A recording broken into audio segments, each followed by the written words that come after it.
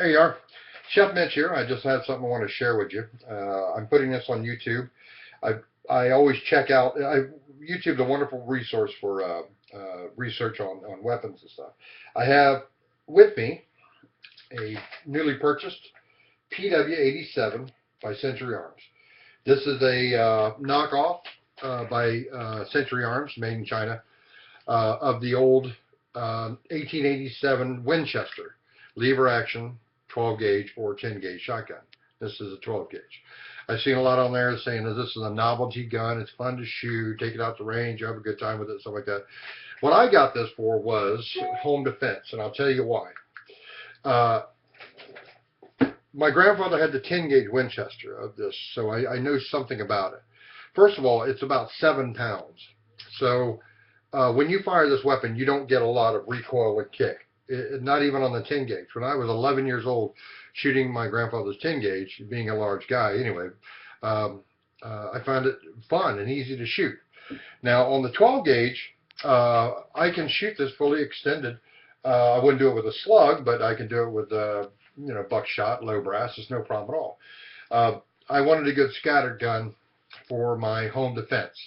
I have a Benelli Nova. It's got a 27-inch barrel. I use it for hunting, but it's rifled, and it's a little difficult to maneuver in and around. This gun, as you can see, I'm not sure what the overall length is, but I'm 6'1", so you can see I'm holding it, almost between my elbows. So whatever that may be, 36 maybe, something like that. I'll find out, and I'm sure you can either, or can too. A couple things I want to show you on this gun. It's very solid. It's a solid built gun with good hardware, good steel. I'm very, very impressed with the overall construction of this gun. Now I've taken it out and I've shot some low brass and some shotgun shells through it, and I found a couple of things. Found them online too. One of them is that when you eject the spent casing, that on this feed tray, right here, the shotgun shell, spent casing, is held in by 2 hooks on either side.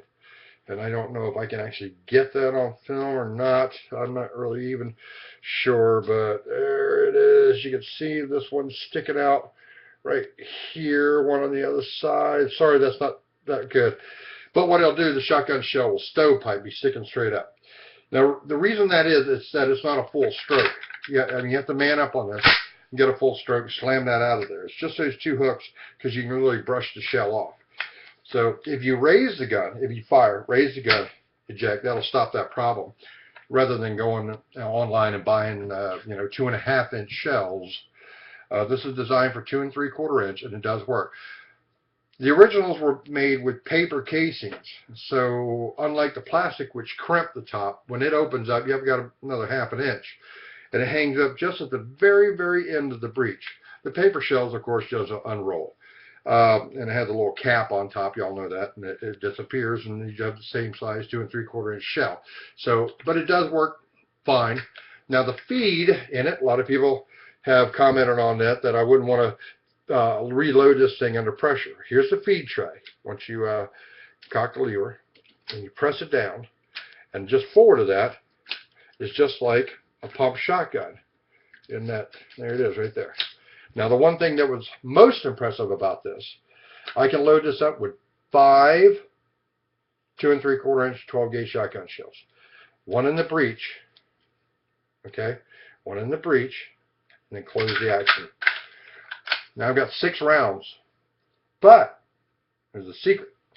My grandfather did exactly as we described, except he would drop one down on the depressed feed tray, and it would hold it perfectly in there. So you have 5 in the magazine, you have 1 in the feed tray, and then put 1 in the pipe, and close the action. Drop the hammer. You now have 7 rounds in here. It doesn't mess anything up because this feed tray is actually still depressed in here. And then if you open it, you can see, well, the shell would be in it. You just ejected that round that you just fired, and now the feed tray comes up, and you put it into the breech. That should be your second round. You still have 5 more at the ready. 7-round 12 gauge shotgun. That's pretty impressive. Now, the other thing about these guns that a lot of people don't realize is that the hammer, okay, it's just a little thumb tab. You can see a little sticking right there. Well, that's actually actual hammer, okay? And it does have a half cock, and that is your safety. A lot of people don't realize that. They use it in World War II on the Tokarov and stuff like that. You know, a lot of guns have that half cock safety, and then of course, full choke or full depression of the hammer, pull the trigger, engages. So it does have a safety feature to it. I wouldn't trust that with my life if you jarred it, just like any other thing. It's not a hammer block safety, so it's not 100%. Now, with me, this gun, let me get you a full picture. As for home protection, I can't think of having better protection myself. I mean, you fire 7 rounds of this, you drop it, go to your secondary rifle or handgun. 7 rounds of double-aught buckshot coming out of here is going to do some damage. Now, I've never fired a slug out of here, and I know it says lead shot only, 2 3/4 inch, but I'm going to try. I'm going to try because I haven't found anything online, but I'm going to try to find some research on firing a slug out of here.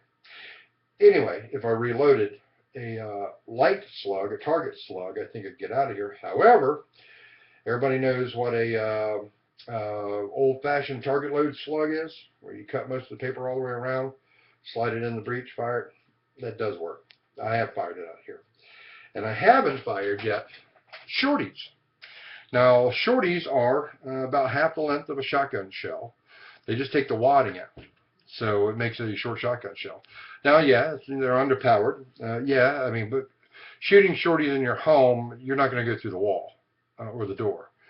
I'm not taking any leniency on any home invader. You come in here, they're carrying you out. However, I'm going to try the shorties because what I'm thinking is you can get about 3 shorties in a tube magazine of a 12 gauge per 2 3/4 inch round shells. So that's telling me that I should be able to get about 15 to 16 maybe rounds in here of the shorties. And I know that the shell is too long and sometimes holdups on the breech, as we covered, when it ejects around. The shorty, there should be nothing at all to it. This should eat them out just whap, whap, whap, whap. I'm going to try it. But if I can get 15 shorties in here of double-aught buckshot, that's what will be going in this weapon for home defense.